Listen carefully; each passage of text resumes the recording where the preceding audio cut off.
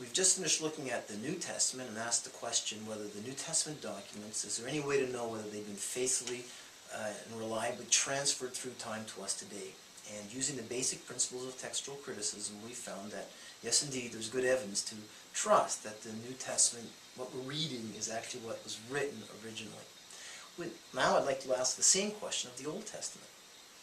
And just a bit of background about the Old Testament. It was written starting from about 1500 BC with the books of Moses to about 400 BC. So it's about an 1100-year time interval from start to end of the Old Testament, written by various authors. Now, just like with the New Testament and with the classical Greco-Roman writings, none of the originals are available to us. So we are looking for copies. That's what we work with. And so what are the copies that we work with? Well, the earliest, up until very recently, the earliest and best copies we used were in a family called the Masoretic text, a family of various manuscript copies. And this family, this Masoretic text, was copied by a group of Jewish scribes that lived in Tiberias on the eastern shore of the Mediterranean. And so they've left for us various copies of the Old Testament, and as you can see, they date from approximately the year 900 AD to the year 1000 AD, their earliest ones. So if we draw a timeline here, and here's our timeline, in the green bar is the interval of time which the Old Testament was written, and here we are today at the other end of the timeline. And then we put on the Masoretic text. You can see there's a large time interval from the original writings to the earliest extant manuscripts. It's 1,000+ years.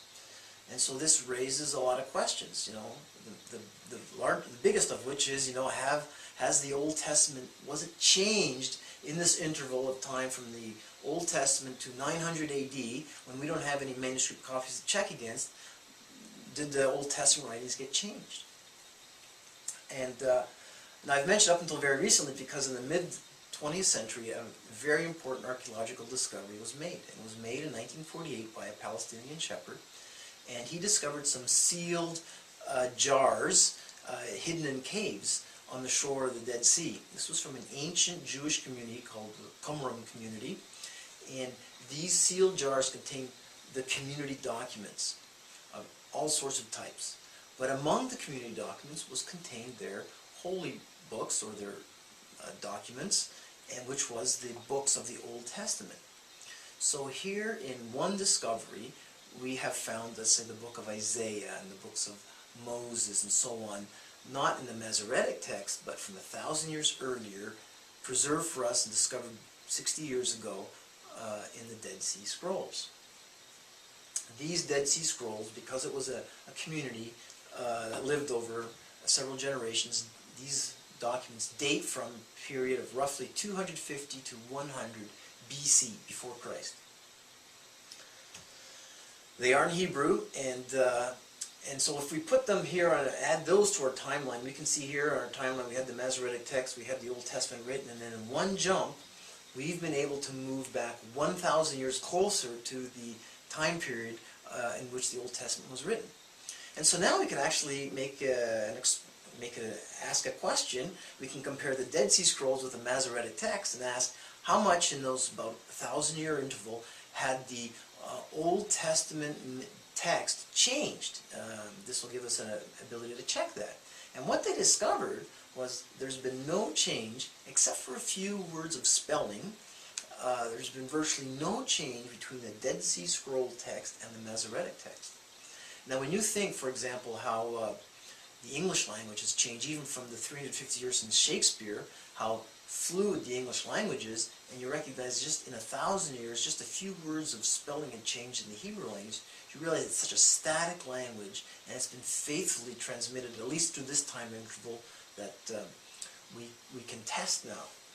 And Josephus, who was a Jewish historian, lived in the 1st century AD, tells us why, and you can see from his quote here that he tells us that the Jewish people regarded the Old Testament as divinely inspired, and therefore they would, in fear of God, they would not add or take away from them. And so they had a motive to faithfully preserve the text of the Old Testament, and we've seen from comparing the Dead Sea Scrolls with the Masoretic text that they did a good job of doing it. Now it's very important for us especially because now I've superimposed here in the blue, the little blue box with the red dashed circle around it, this is the time interval in which the New Testament was written. Now one of the things that's unique about the Bible is how the various books, even though separated by time, hundreds of years, and many of these authors didn't know each other, they build upon each other. And especially the New and the Old are linked. And so the New and the Old form a unit. Now, there are possible reasons or explanations for that, one of which maybe is a sign that it's divine inspiration behind it. But before we can make that explanation, one of the questions would be, well, maybe the Old Testament had been modified after the New Testament to make it fit the New Testament. In other words, the reason the New and the Old have fit like this has nothing to do with divine guidance. It has everything to do with the fact that perhaps, that's the question, the Old Testament was fudged after the New Testament to make them fit. Well, now we know that that's indeed not the case, because now we have manuscript copies that predate, as you can see, they come before the New Testament, and they're exactly the same as the ones that come after. So the Old Testament wasn't changed to make it fit the New Testament. That eliminates one of the possible naturalistic explanations as to why the Old and the New fit together so well. So from this short survey, we can again see that there's been good evidence, data through the textual base to show that the Old Testament, as we read it, has not changed in substance from when it was written originally, way back over 2,000 years.